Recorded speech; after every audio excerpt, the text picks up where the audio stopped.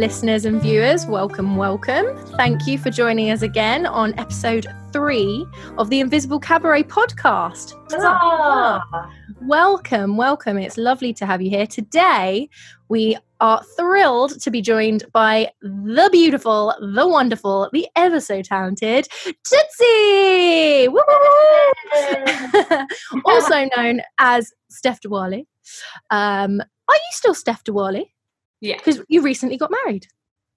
I did. I'm still Steph de Whalley. Oh, Whalley, sorry. Whalley. I always do that. Steph de Whalley.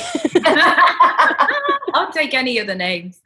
Whalley's my favourite. So I am Ferrero Rochelle, for anyone who has missed that. And we also have Rosie Verbose. Hi. Also here. So Steph de Whalley, also known as Tootsie, our resident tap dancer and other such Many other performances. Artiste. Yeah, bit of everything. Yeah. How are you doing? All right, thanks. Very happy now that the sun is out. Good. How have you been finding lockdown? We'll jump straight into it. As everyone keeps saying, and I quote the masses on, it's a journey every time, but it really is so up and down. As it's been, I don't know how many weeks. Is it 9? Have we reached 9? I don't know what the date is or anything, but yeah, very up and down. Sometimes I'm super chirpy.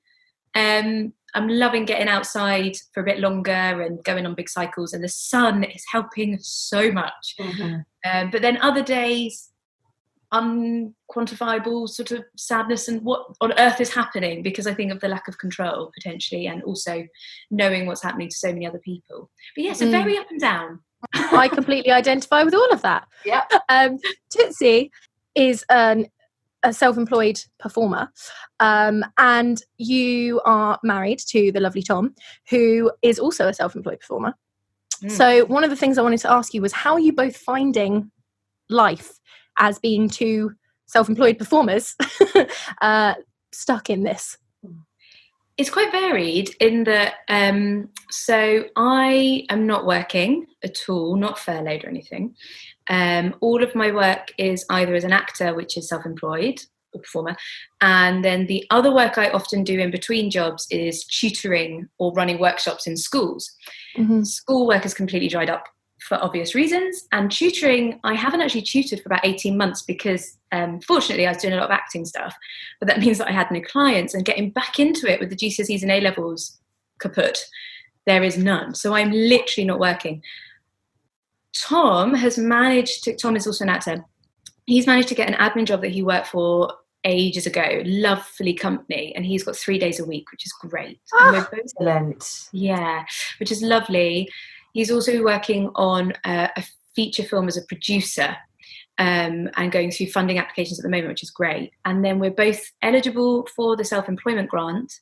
So that's our the literally logistics of what it's like for both of us. Mm-hmm. My concern is obviously getting the self-employment grant is lovely and really helpful, but it's a back payment. Let's all remember it comes in June and it's to pay us for the 3 months we didn't have work. So I don't know after August what that will be like. So that's the kind of financial side. I'm very concerned for other people who are PAYE and self-employed. We're both really fortunate to be in the bracket we're in, and I've got a lot of actor friends and performer friends who are really struggling with being in between both of them, and equity have been fabulous for me. I've seen with my current contract. So I am contracted into a job to go back to. Magic goes wrong, but obviously it's really up in the air because we don't know when it'll happen. So I'm kind of signing a contract that it could happen anytime between September and February. So that's weird, very hypothetical and strange. But yeah, equity has been really good for us to get us our contracts back, but I really feel for people that are self-employed and PAYE, because the support is not there at the moment. And let's track back to that for a minute, because if I remember rightly, Steph, you had just kind of signed that or not signed, but you had just kind of booked that gig on the West End, and then the world said no. So how was that? Was that something you had to grieve?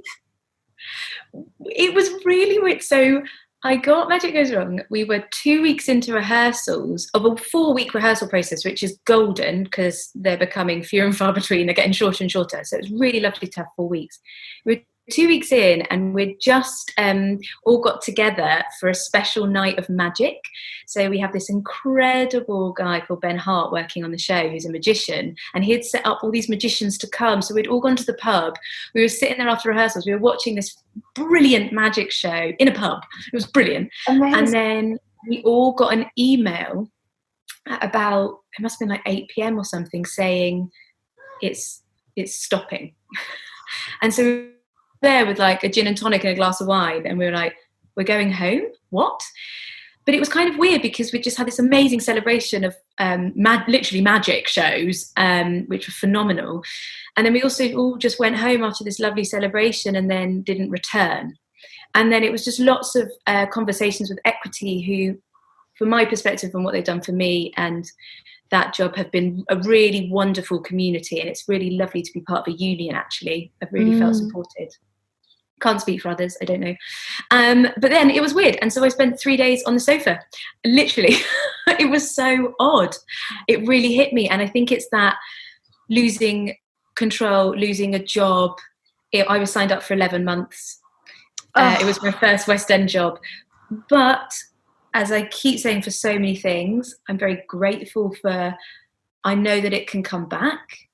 It's tricky when I don't know when it's coming back, obviously. And I also am very aware that my position is okay for me, but, you know, it's really crap for a lot of other people who don't know when the next theatre job's come in. So I'm very aware that, like, and a lot of West End shows are cancelled completely. And I really feel for those guys because that's tough. So I suppose there's a little bit of light at the end of the tunnel for me, but I'm very aware that it's not the same for a lot of contracts. So I'm kind of holding on to my little glimmer, but yeah. Yes. Can't imagine. Must be so tough.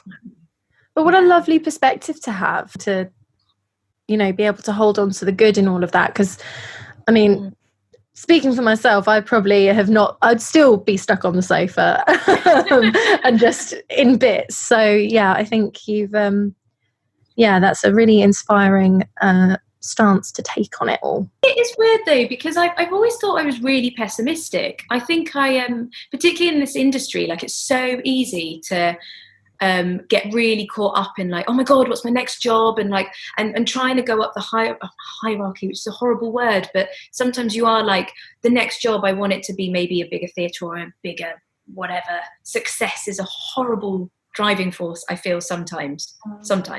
I think I might actually be an optimist. So that's such a cool thing to realise, and what a time to realise it as well. Yeah. Blimey. I feel like I could have guessed that about you, especially because of the kind of material you've been posting on social media. For those of you who have missed it, at the beginning of lockdown, Steph and Tom were treating us to a song a day. Was it a song a week? Multiple covers bashed out on a piano. That's the main verb. It was wonderful. I loved it. And you've been doing club nights. That was my favourite, when it was just a series of stories of you two just like in your kitchen. Thank you. Yeah, they were good fun. I think there's going to be more now we've had a little break. We were doing a lot of DIY, but now we might get back to the silly songs and videos. And the key is don't practice, because then it's more fun. All of these, like, there's some beautiful pieces out there and people singing and doing monologues and like shows and stuff. And I'm like, I don't have the patience for it. I just want to sit down at the keyboard, actually get some like chords up that are actually appropriate for guitar, rope Tom in, and then we just do stupid songs or silly things. Oh yeah, the club night videos, because there's a brilliant app called Triller. You should get on it. Triller. This is like, it's not all about TikTok. It's sort of like TikTok, isn't it? But I don't know what the difference is, but I think you are very hip. Thanks. It's because I'm so bad with tech. Somebody introduced me to Triller like ages ago, and it's the one thing I can use. So fair enough. I like that a lot. It always does look like a lot of fun in your flat. You know, two creative people stuck together, I know could be a recipe for disaster, but also the sort of stuff that you can play about with. I think is really enviable. Oh, yeah, I gotta be honest, like, obviously ups and downs. I'm not gonna deny it. And a lot of stuff on social media obviously doesn't show you what real life is like. But yeah, it's really fun. I'm glad both of us are creators, actually, because we run it silly most of the time. I love it. Which is really nice. Yeah. I love it. I also think, gorgeous segue in here, I also think that captures a lot of your energy when you come to the cabaret. Your most recent tap number that you performed at the Vaults is just that. It's just, we run it silly most of the time. It's silly, but it's also meaningful, and it's also, you know, a bit raunchy, but it's just fun. I think of Steph, and I just think of you oozing fun. I really love what you bring to the cabaret. Would you like to talk about any piece in particular? I mean, obviously you do also dabble in a little bit more serious stuff in some of the pieces, but what do you think is your favourite piece, and can you talk about the creation of it? Well, thank you. That's also such a nice description, and thinking of Lily's episode the other day when she was talking about Emily Blunt with the blah, blah, blah, blah. Because you do, like, inside it's the you're right like, thing. it's so nice to hear. You're like, I'm fun, and I'm like, that's so nice, but let's not say it publicly. Like, oh god, say it privately. No, thank you. I hope I'm fun. I think I run hopefully at a fun level in art, and yeah, my last piece, I really enjoyed doing it with you guys at Vaults and making it with you. It was about, for anyone that obviously didn't come, it was about setting up a situation in which someone who looks maybe like a sort of 1950s pin-up housewife, creating the setting for potentially a dinner through tap dance. But actually it's all about wellness, and at the end of the number, she's not setting up for someone to come round, she's setting up for the pizza delivery and putting on a dressing gown, watching a bit of TV, getting a massive bottle of wine out, and then she gets her vibrator out and she has a brilliant night on her own. And actually I have been thinking about that piece lately, because I think it is a bit like how I'm living at the moment, dressing gown and a vibrator. No, but it is kind of about wellness, isn't it? Like, having the moments of fun when you can, and also something that I have been doing a lot of is, like, there's so many people out there saying at the moment you should be working on your craft, thinking about training. And I've looked through so many things. I was going to do the splits in 30 days because I'm meant to be able to do it for my show. And I definitely pushed that splits in the audition. It was not comfortable. I've got to get better before I go back. And then I was like, yeah, I'm going to do HIIT workouts for 30 days and I'm going to get better at singing and keyboard and all of these things. And have I done any of them for the period of time? No. And I think actually just waking up sometimes and being like, nah, I'm going to have a coffee in bed and watch Working Mums on Netflix. And yes, it is about actually doing that as well. And that still counts as taking care of yourself and having a good day. You know, if it's a good day that you can go, do you know what? I really enjoyed myself today. I felt good. I felt okay. I felt not shit. I think that's so worthwhile. I had the other day, I woke up, I was in the skaggiest pajamas I own. Skaggy, is that a word? Who knows? Gross. I was in disgusting pajamas. And I just thought, I'm going to sit down on the sofa, I'll have a cup of coffee, and then I'm going to get up and I'm going to be productive. And then I read a book, and then I watched some telly, and then I ate some chocolate, and I was like, I don't want to get up. I'm just going to live my day in my pajamas. And I had the best day, and I felt so good about it. I mean, obviously there are some days when I feel like I'm a failure for not getting out of my pajamas, but sometimes it's important because we have so much pressure on ourselves, don't we? And I think a lot of the time with what we put out in the cabaret, we're trying to say to people, please take care of yourself. Have a minute where you actually do something that is what your body needs or what your mind needs, or both, rather than always climbing that ladder, to go back to what you said.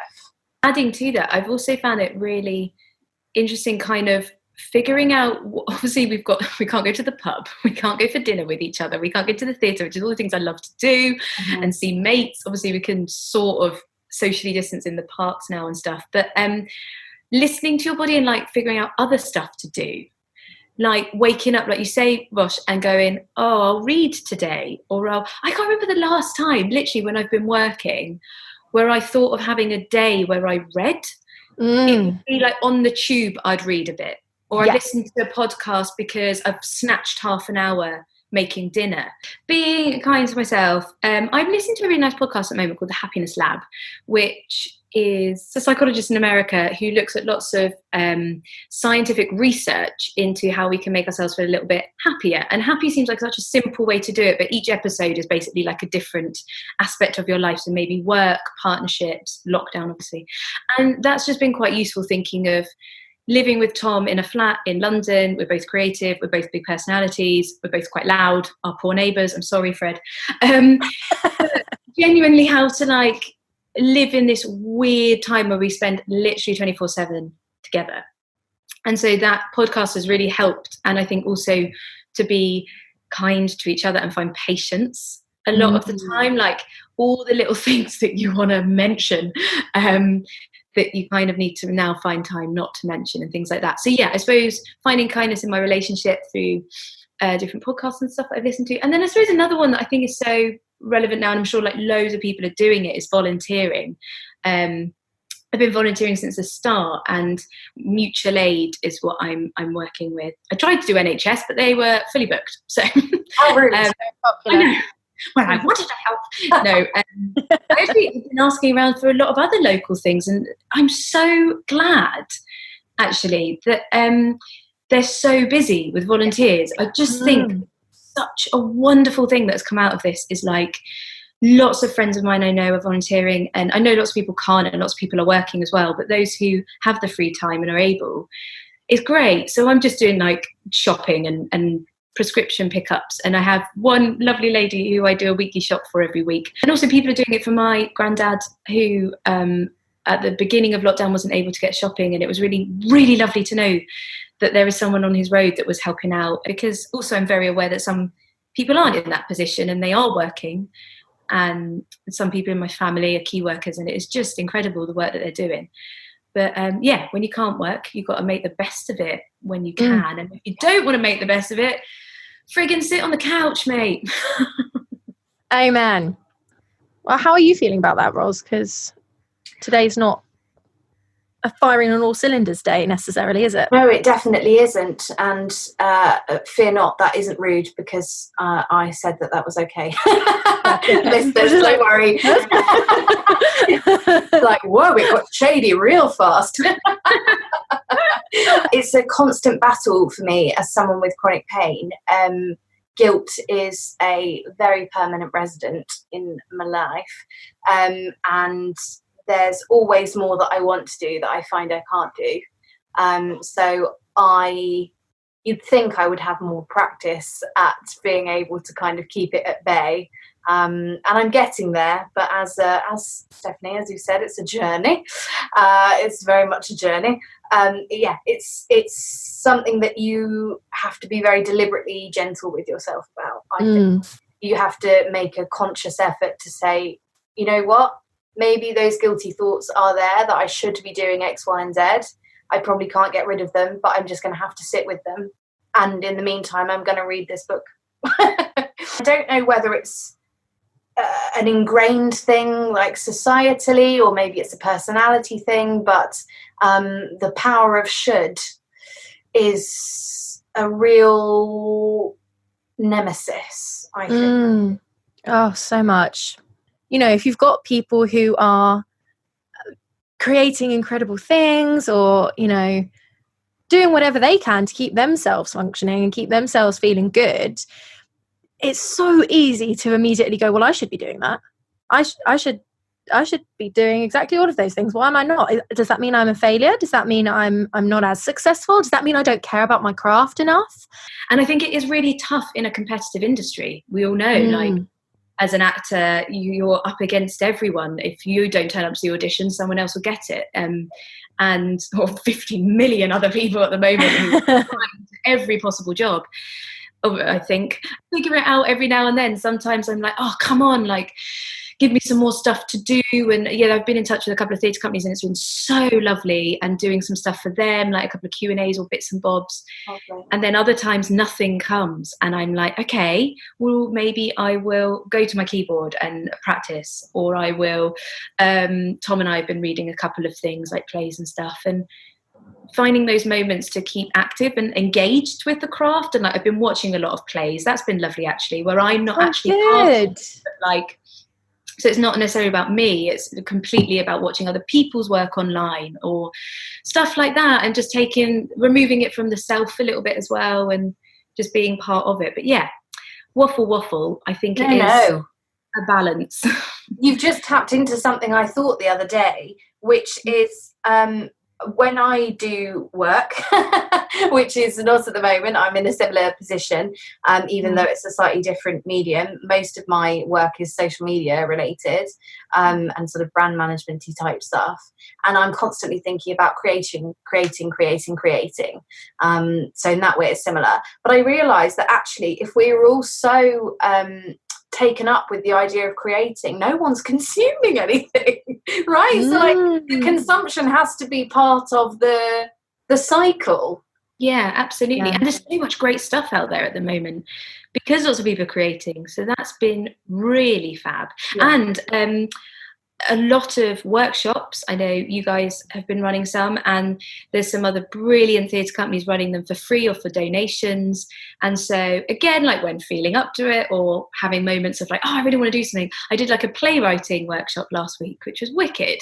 Don't get me wrong, I haven't written a play, I just did it. And there's little things like that. I know Wise Children are going to do loads this summer, and they've got free places as well as paid for places, and just keeping your eye out for stuff like that, I think, is really nice to feel connected to other creatives and you know, keeping your toe in. Keeping your toe in. Yeah. Dipping your toe in and keeping it there. Yeah, keep it in. Keep it in. Don't just dunk. One of our tap going as well, because when we had a chat on our Instagram live, you were saying that in the flat that you're in, it's a bit difficult to find a space. It's tricky because we have downstairs neighbours, and I felt very bad about tapping on their ceiling. So I'm not tap dancing, which is really annoying. I am thinking of I found a board, and I'm thinking of taking it up to the park and being that annoying person that tap dances in a quiet section of the park. I think that's iconic. I think I'm going to do it. I tried it in trainers, and it's totally possible. So hopefully when I maybe run that workshop for you guys, people can do it with trainers on. And I did cheekily, so there's a lovely company who I love called CBS that run dance lessons, and they're running lots at the moment, which are by donation online or free.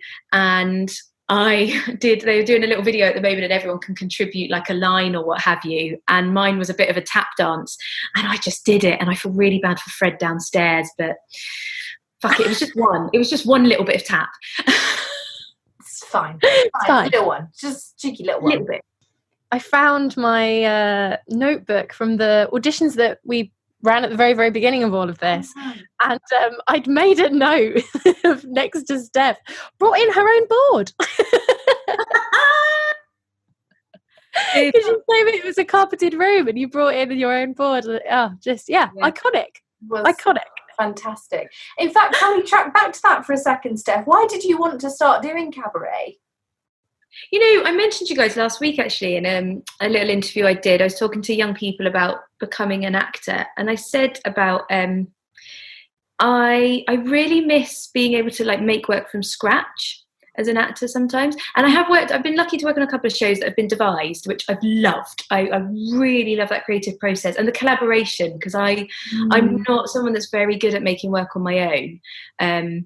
I always need to bounce off someone else. And so when I saw your audition breakdown, I really wanted to get back into choreographing and making dance work, but I also wanted it to have a bit of narrative structure and theme-based. Obviously, you guys talk about mental health, and I just could tap into that. And so, tap into it. I could tap and shuffle my way in. And I just thought I'd give it a go. And cabaret wasn't something I was doing a lot of, but obviously I've tapped a lot and played uke and stuff. And it was a way to create on my own and with other people, which is something I don't get to do as much of sometimes as an actor when there's a script that's already made. That makes sense. Well, we're jolly grateful that you had that impulse. So grateful. Some wonderful pieces have been created over the past 2 years. So yes, thank you very much for being a part of it. I think we're probably near the end of our time together. Not ever. What we'd like to finish up with is, I think you mentioned it a little bit earlier about feeling very grateful for the position that you're in. But we'll go around, we'll take it in turns. What are we grateful for this week?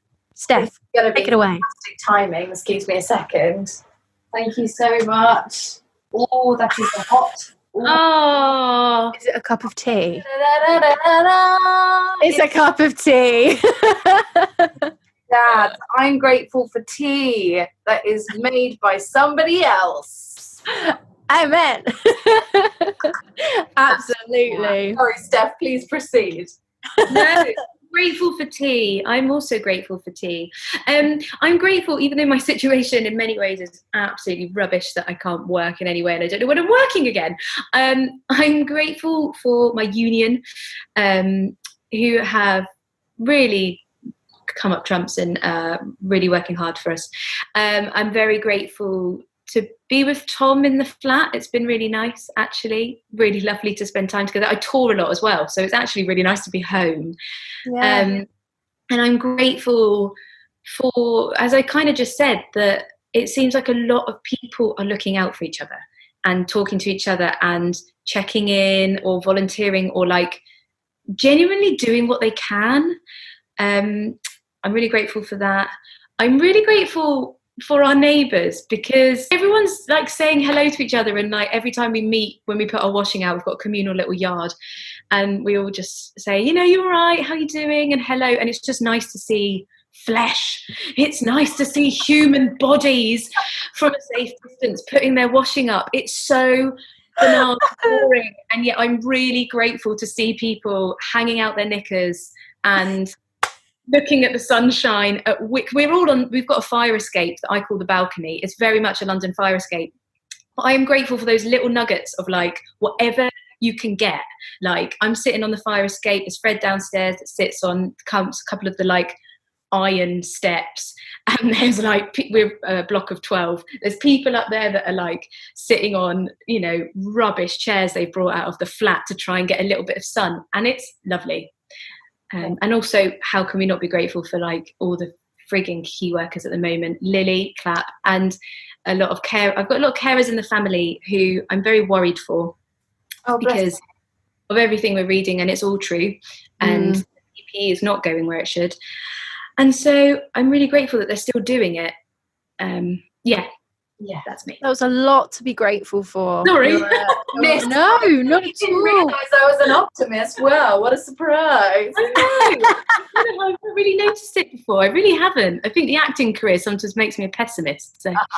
I have recently made a decision to add to my qualifications, and I won't go into too much detail just in case it doesn't come off, but I have been doing some free online courses to get me prepared for it. So the Open University are doing free courses online. I think they always do, but they're just kind of little ones that, you know, just kind of as a top up or as an introduction to something, or if you've just always fancied learning about something in particular. I'm currently in the middle of one about mental health and about recognizing different approaches to mental health. I'm halfway through it, and I was doing it this morning. I'm loving it. So enjoyable, so much fun. So I'm grateful that those are being offered and that they're available for people. I'm grateful to my friend who introduced me to it. Shout out Natalie Cooper. And I'm also grateful for my bike. I love my bike, and in the sunshine it's just so enjoyable. I did a little visit to the lovely Lily and dropped off a book that Ros passed to me, and then I've passed on to Lily, and some biscuits that I made. And I then carried on my cycle and ended up going to visit Mouncelot and gave her some cookies too. So just be warned, everyone in the cabaret who lives in London, you may be getting a visit from me soon. We could cycle and meet in the middle. Oh my gosh, that's super exciting. What about you, Rosie? You said tea. Anything else? Oh, am I adding? You don't have to add. If tea is enough. I think we're all grateful for tea. I know this is really bizarre, but I'm gonna say it. So I don't really spend a lot of time looking at my body. A lot of time I try to ignore the fact that I have one as much as possible. But it's a necessary evil. What are you going to do? Anyway, the other day I noticed in the mirror that I have basically an Orion's belt of freckles on my... Oh, yeah! So I know this is bizarre, but I've been on like a body love journey because obviously I'm in pain all the time, and I think my body is a bell end for the most part. And so I saw this Orion's belt of freckles on my arm the other day, and I went, that's brilliant. Yes. This moment of gratitude for my body and being that's a nice thing I like about what's going on here. And I know it's stupid, but it made me smile. So that's what I'm grateful for. And the Orion's belt of freckles on my arm. I absolutely love that. Can I add to it? Because I think it's so wonderful. I've got a triangle of moles on my leg, and I've watched them grow since I was a child because they get further and further and further apart. And every now and then I look down and just check my little triangle of moles. I think it's lovely. That's so cute. Relatable topic, clearly. That's brilliant. I'm covered in moles, and they are the bane of my existence. Oh, although I did find one in the shower, a new one. It's in my armpit. Hello, little lovely freckles. It's brand new, and I was just having a little scrub and was like, oh, hello, you're brand new. So yeah, all right, I'm grateful for the little mole in my armpit. Brilliant. Well, it has been an absolute joy to speak to you today, lovely Tootsie. Thank you so much for joining us. I've had such a lovely time seeing you both. Thank you. It's been lush. Is there anything you want to plug or shout out while you're here other than your mole triangle? I in the past was useless on social media, as you know, and I went off it for about 7 months, but I'm back because what else do you do in lockdown but scroll? And follow me because I'm potentially, if you want to. No, because Tom and I are being really silly, and we're going to put loads more videos up and just have a bit of a laugh. So if you want to giggle and silliness, I think that's what my Instagram will just continue to be, really. And I am doing a couple of work things. So I'm doing some stories for Little Angel Theatre on there for kids. At Steph de Whalley with my bonkers surname, which is a DEWHALLEY. Yeah.